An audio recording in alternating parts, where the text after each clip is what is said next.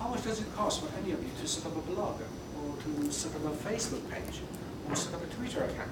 Almost nothing. Granted, you need the computer, you need internet access, you need some labor time, yes? But it's not really that expensive. So it's a very, very significant advantage that we have to remember at an abstract general level. The second is that it actually allows for a creation of kind of a publication sphere. A lot of people say publication because, as we know, not everybody has access, and even if they did, not everybody looking exactly at the same thing. We know some blogs back in the old days, I'm saying old days, just 5 years ago, probably had 50 readers. There are so many Twitter accounts. Some of them have as many followers as 2. Yeah, just Gholam Khiabany and let's say his mom. Yeah. So there are many kind of people that are not really expanding in many ways, but there is a possibility of actually creating a forms of miniature public sphere around new media. In the absence of journalists, especially in locations such as Iran, when all the media were kicked out before 2009 presidential election, internet played a significant role.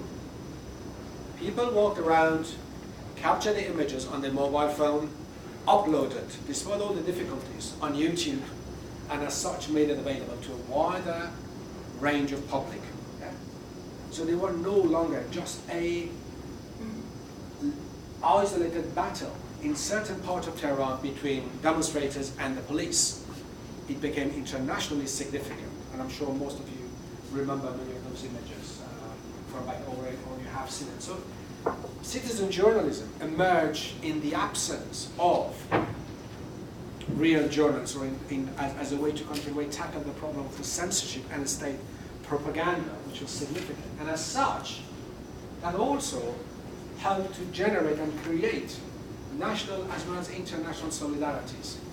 I think activists in Iran were really, really, really clever, something which was later on picked up by activists in Egypt and Tunisia and elsewhere, of actually having banners and slogans which would appeal nationally as well as to the international audiences.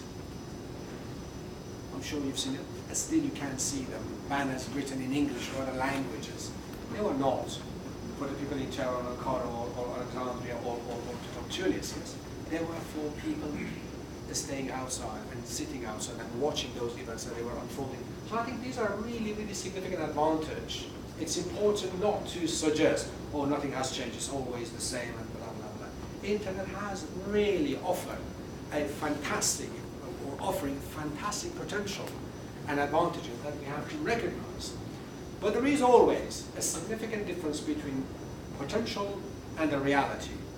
To suggest that Gholam Khiabany had the potential to become the world champion in 100 meter is something. The fact that Gholam Khiabany cannot run 10 meters to save his life is a different thing. So the reason I'm going to emphasize is actually we have to remember the potentials as well as the reality. What are the other factors that make certain things actually happen and become reality and what not? So in that case, I think it's important to pay attention to the myths and the realities. The cost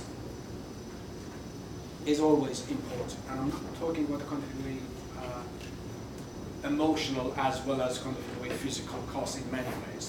Lots of activists, we have to remember, paid heavy price by ending up in prison, by losing kind of way family members and so on. And so I'm talking about kind of the cost in terms of the constraints for formation of those, especially in developing countries. This is very, very significant, something which you generally refer to as digital divide is still a real thing. And you have to bear that in mind, especially in countries in the Middle East. I think in Iran, a computer probably will cost twice as much as the minimum wage if you are a teacher. That's a massive barrier. Having access, it might be kind of really, really easy for any of us to just go outside and pay €2, €2.50 for a cappuccino or coffee or chocolate. Yes, that is something that probably some people will earn around if they work for a day or two in some part of the world. So that reality is a significant factor. And as such, the cost of the computer, the cost of the internet is very, very important. Those actually are always coming out of the basket, which is generally referred to as the company disposable income. You have a certain income. After you pay for the rent, for the electricity, for the gas, for the food, and so for the essential, then you have something left over for your cultural consumptions, for your leisure activities. And the poorer you are, the smaller those disposable income is. So it's important to bear that in mind. It's a really significant dilemma, significant problem. There are also political constraints of many kinds. Certainly in many countries, the political context, which makes the freedom of the speech and freedom of the press impossible or difficult, has to be recognized. In Iranian institutions, there is a continuing emphasis on the monopoly of the broadcasting, on everything continually being done and published and written according to the model that is offered by the state. Any dissident voice can easily be associated with the United States and the Western powers, and as such can be easily suppressed by continually heavy hand of the state, and so on and so forth. So all those kind of, in a way, significant legal as well as political problems are significant. As it is, the competing interests in their states. I mean, in Iran in particular, it's a very complex model because you have the Ministry of Intelligence, you have the Ministry of Information, you have the Telecommunication Company of Iran, you have the Office of Supreme Leader, and you have the Iranian Broadcasting, which are competing with each other in order to have influences over the policies and the decisions that are being made. And each of them impose their own kind of restrictions. So it might be the case that Iranian president says, well, it's okay, we want to really make Facebook open, as he did 2 months ago. But then you have somebody from a different agency who will come and say, that's absolutely nonsense. We've got far more important things to do, and as such, the idea of having open access to the Facebook becomes a problematic issue. So all those kind of issues are significant and important. There are also different styles of controls and different layers of control that we can see in many countries. China, in particular, which is famous for that. Iran, Egypt certainly was the case, Tunisia, and in recent times I think we have seen it in the case of Turkey as well, with a ban on Twitter as well as YouTube and so on and so forth in the last weeks or so. So how that happens in the case of Iran. In the first place, you have what might be referred to as colonization of cyberspace with official blogs and informations. Again, the reality is state institutions have a much better resources in order to go and try to dominate the specific spaces. Not just in the case of, let's say, broadcasting, which is a monopoly, not just in the case of the press, which again, more or less a monopoly of the state and ex-members of the governments as well as key officials in their states, but also in the case of the internet and blogs.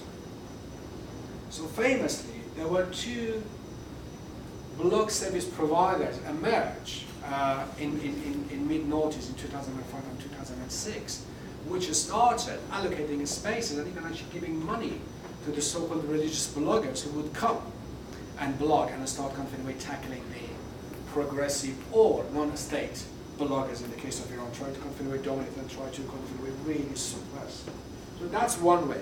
In a way, that is to say, cyberspace is not just the domain of progressive politics. It is also open to us, but also open to state institutions and other organizations. The other forms of control layer of control is to do with filtering and censoring. Every year, the Iranian states and various agencies involved in policy decisions come up with a list of undesirable, as they call it, websites, and blogs, and Facebook pages, and so on and so forth. And they just censor them. There has been a policy which is continues of direct censorship, hacking by the state institution, especially the so-called cyber army. They call themselves cyber army, which is a wing of the Iranian Revolutionary Guards. At the moment, the cyber war has taken its own continuity, life and shape, and happening all over the globe as such. So there is the continuity attacks by the cyber army, the hacking and censoring, but also filtering in a different kind of way. In the early days, they even actually made it impossible for Iranian people accessing internet to search certain keywords and phrases. So you couldn't, for example, search anything to do with women. If you basically went to Google and typed woman, it would give you no result. That was one of the key, which is really, really awful. Why? You might actually come to your ask. But nevertheless, it was actually banned. It was one of the banned work that people were not allowed to do. Another, which is very unique to the case of Iran, is limiting the speed of the internet, which is still very, very, very slow. The idea of the broadband, I mean, most of us sit here and moan about, oh God, it takes tenths of a second for it to come up. In Iran, some of those tiny, grainy images, which were only 15 seconds, 15 seconds, according to some reports, took activists a whole night to upload on YouTube.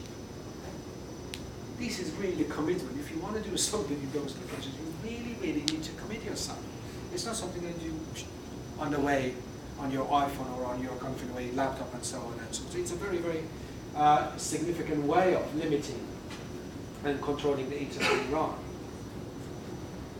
If we remember those, then we have to remember that in debating internet politics in Iran and elsewhere perhaps, we need to go beyond the technology. We have to remember there are not so new problems of access to the internet, access to the facilities.